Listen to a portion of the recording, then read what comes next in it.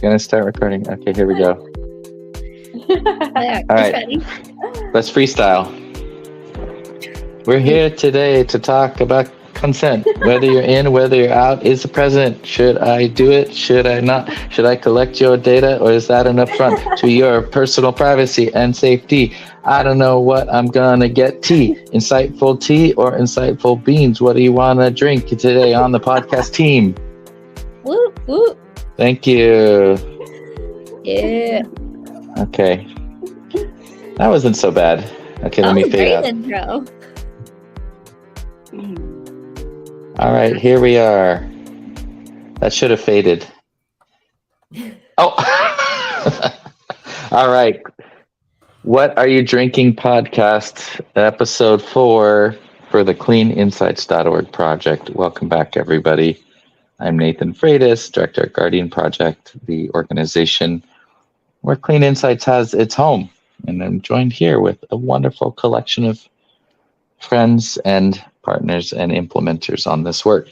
So most importantly, I just realized I don't have anything to drink. Oh.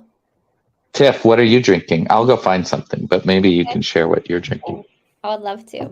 I'm double fisting, as often happens on these podcasts. I'm drinking some nice kefir with blueberries.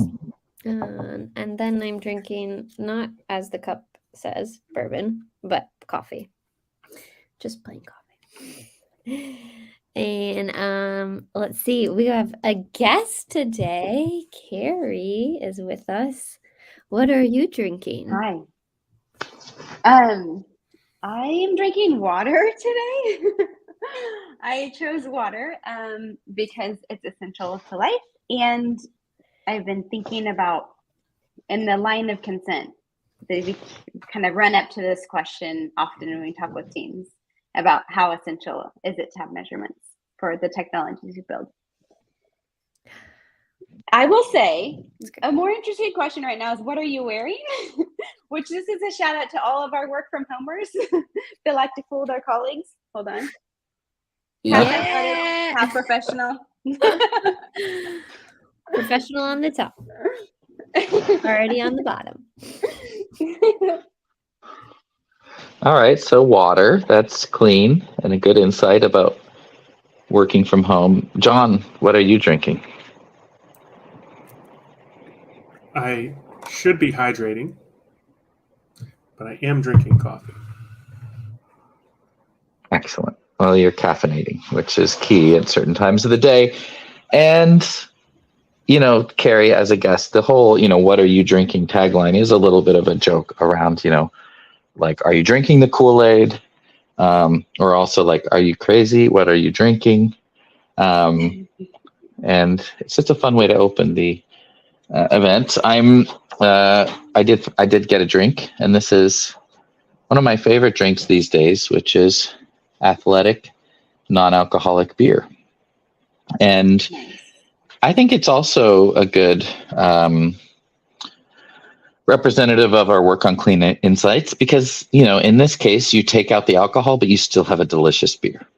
It still is refreshing. It still makes me feel like a little relaxed. I'm cracking open a beer, but it's not harmful. It's not taxing my body. It's not creating other toxic, waste inside of me. And, look at this, just like delicious, and I love these things. So that's what I'm drinking.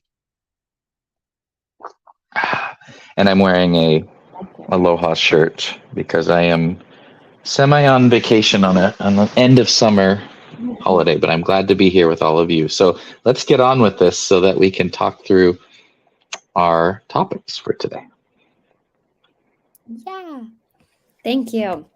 So we do have a guest today on our podcast, as we've mentioned, Carrie. And Carrie is with OK Thanks, an amazing design partner on the Clean Insights work. We've brought her on today to talk to us about some consentful design work within Clean Insights. And one aspect of Clean Insights and working alongside the Guardian Project is that if your team is interested in implementing Clean Insights, we have some wonderful people to guide you through the process of implementation and even some free consultations. And one of them has to deal with how you integrate Clean Insights in a way that is respectful and communicative and transparent to your users. And so Carrie's on today to speak with us about that.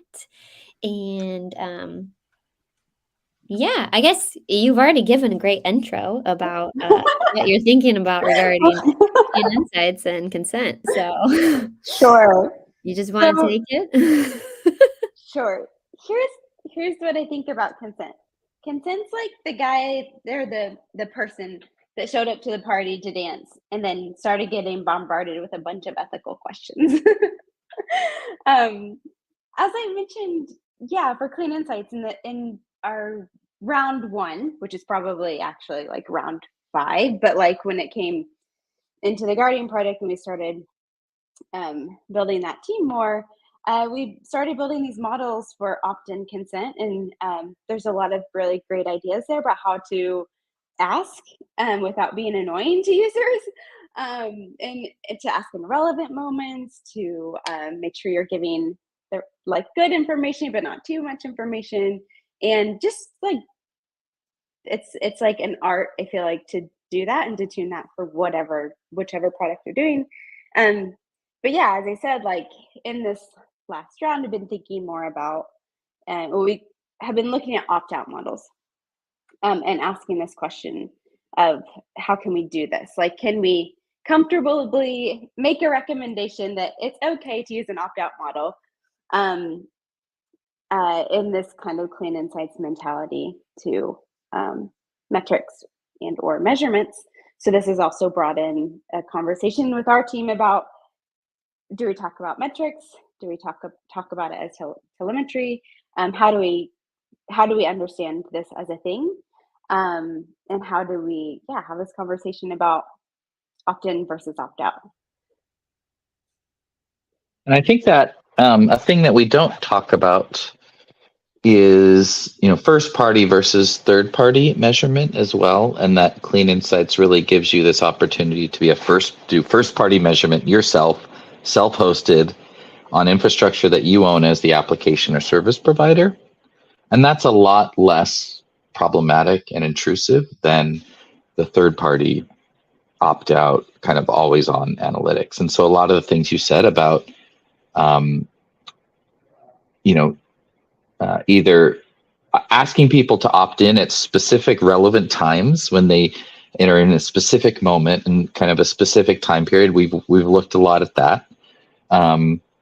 But the idea that you're saying, hey, we're measuring for this purpose, we're doing it ourselves, there's no third parties involved, you can opt out, but we think we're doing this in kind of a privacy preserving, friendly, useful way, and here are the benefits, and we make it very like describable and understandable from a human way. I think, I am excited about that because it's true.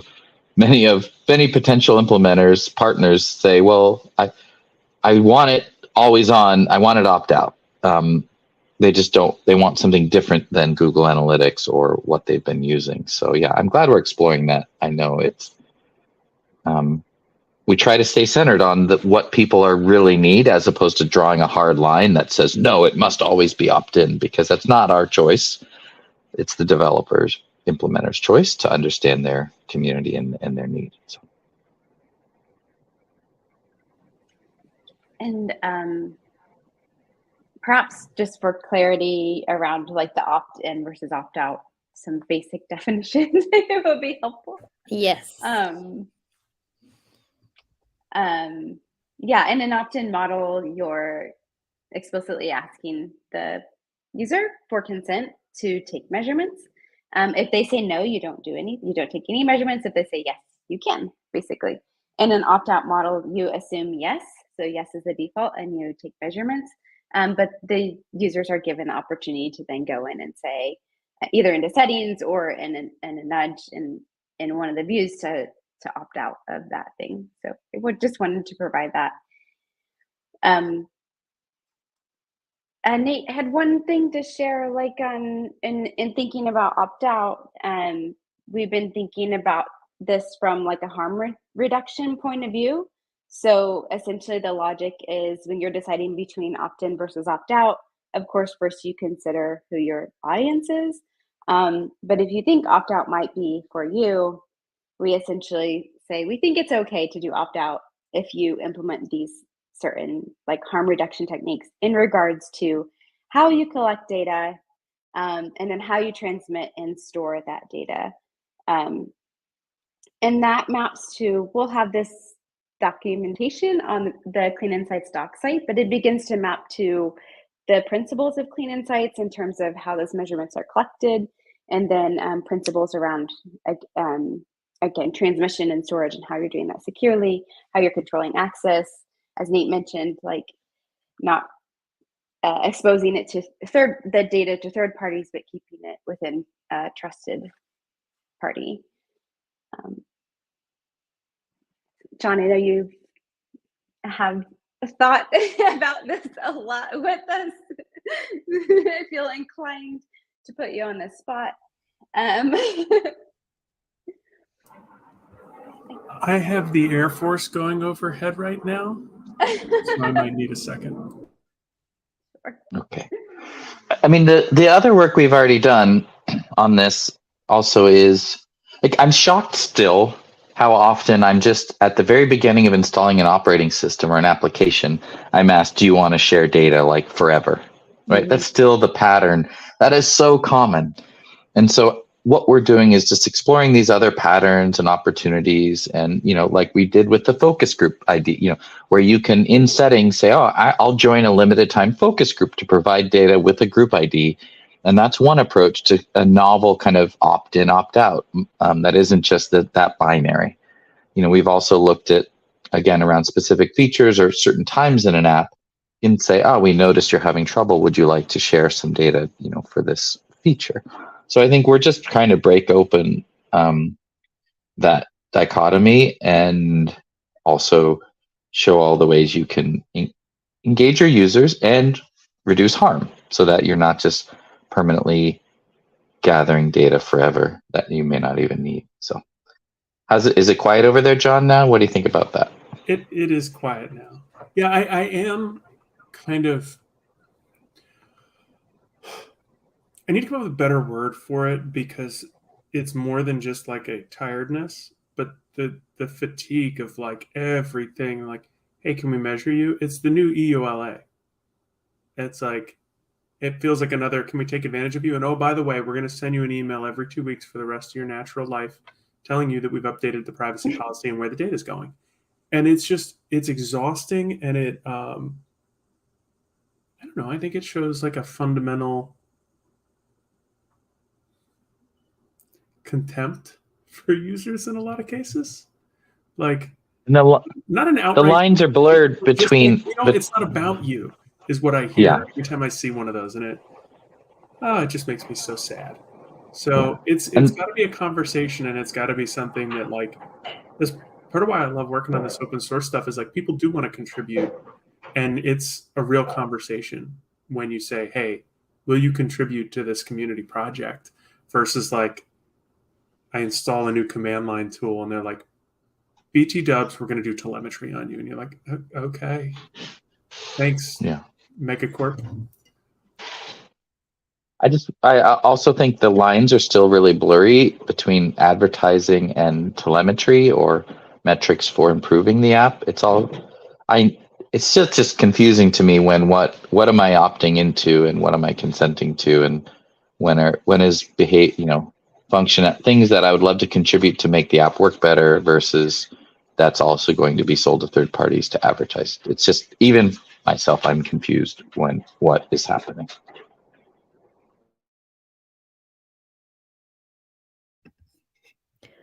Yeah, I think that's a really good point. Just the blurriness for users interacting with a thing, and even maybe knowing if they want to give consent or allow this thing to happen or allow to participate.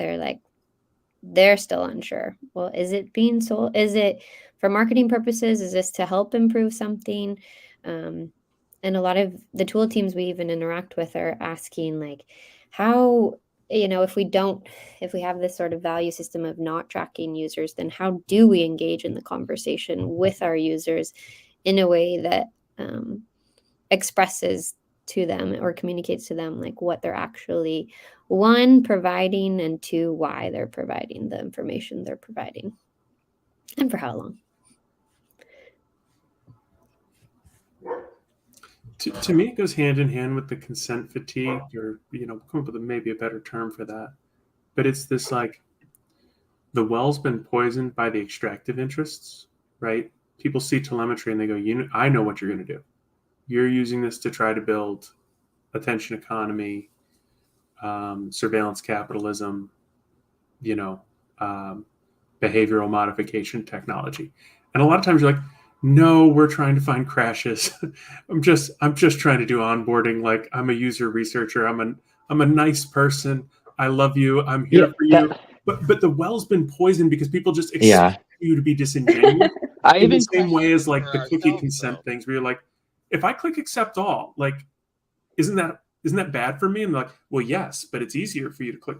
And you're like, and so you can't. It's hard to have that real conversation because people are just, it's kind of like, if you walk down the street in New York City and somebody's like, hey, can I talk to you? You're like, I know where, no, nothing good comes of this. And you're like, what if a nice person just needed to talk to someone? Like, can you help me with a thing? But I'll put this on Carrie though. Because I think about this. So say we're nice. We want telemetry to figure out where users are getting, and we're trying to figure out when our users are getting stuck so that they'll be happier, which sometimes I think means because we want them to use our app more. So in fact, what we're saying is we need this data to make our app more addictive, right? Is that what we're saying? Or is it more useful? No, we're not saying that. I would say we're not saying that. I've been listening to podcasts on telemetry, and if you search telemetry on Spotify, you get all kinds of things. But I was listening to a podcast on telemetry for building systems, which is interesting, actually. But the thing that they had found was that they get a lot of data about how the machines and the systems in a building run, but they realized it wasn't actually it's not actually helpful. No one's actually doing anything with that. There's huge opportunity to think about what they're actually collecting on all of these systems and use it so that they can improve the way that a building is functioning. And in some ways that can map to how we think about technology products as well. Of course, yes, people are involved more because they're using the thing, but if you just think about the pure function of a thing, is it working in these environments that people are using them in? That's one stream of thought where I feel you can think clearly and say, yes, we're doing this. We need data on function. We need data on that will indicate usability for us as well. I think the other thing from that podcast was, they talk about these systems go into buildings for and they're designed for a very specific environment and tuned, and they go in and then they start running. But then people start showing up into the office and plugging their plugging their computers in, plugging their everything, all of this stuff in, and sweating and being humans and kind of ruining the perfect simulated situation, right? But anything we're talking about, whether it's a building or an app, is going to get subject to a human being. And if we don't know how it functions when that collide happens, then it's going to be harder for us to improve. And we're not trying to get that human being to spend more time in the building, live in the building, do more. We're just trying to get the time they are in the building to be more efficient and useful and safer, and right. I think it's a good analogy to think about. Yeah.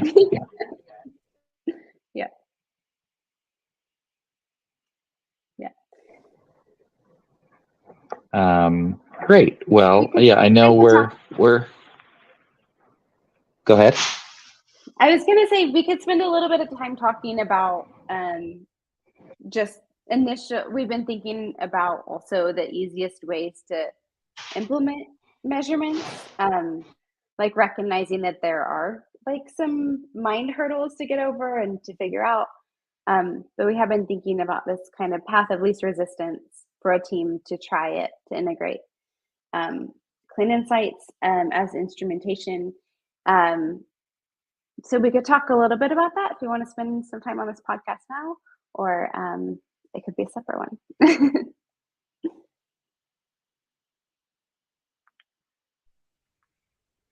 I know the auto tracker idea. I mean, John, this is something you've come to the table with many times from a developer need. So we talk a little bit. I mean, these podcasts aren't too long, so we don't. I think, but it's it's good follow on that. Developers that we've kind of want to just drop stuff in and see how it goes, like without having to do too much. Anyway, there's a tension there between like, yeah, we'll do this design, the insights and thinking, and we'll do it and custom measurement, as opposed to the experience that most developers have with analytic systems today is just drop some line in and data starts flowing. So yeah, we're struggling with that. If you were eating fast food all your life and I show up and I'm like, listen, what I really want is for you to eat healthy. And then the next words out of my mouth are, so you have to start cooking all of your meals. Wow, is that a non-starter for most human beings, right? And that's without an automatic way of getting started. That's what we're asking people to do is like, now do two things at once. Like, not only should you choose a non-extractive analytics tack, but you should really build it from the ground up. And it is really rewarding to cook yourself healthy food. It rules. You should do it. However, like maybe being able to take one step at a time is really the right way to get people there. And I think that's what we're doing. Yeah. And to tie that back into consent, what we're looking at then is like, what is the small thing that you can measure in a way that we feel like is has no path to harm, basically, right? So this ties back into the opt-out thinking, into the harm reduction techniques that you implement as you do this. And so many of those are baked into Clean Insights and what you can try. I would say off the shelf. Yeah. So I know. So we have that focus, and as a way to we're trying to stay grounded in, our developers, product managers, decision makers who want to adopt this. How do we, let them take that first step? So we offer hosting of our, use of our shared Clean Insights, Matomo instance where data can be stored.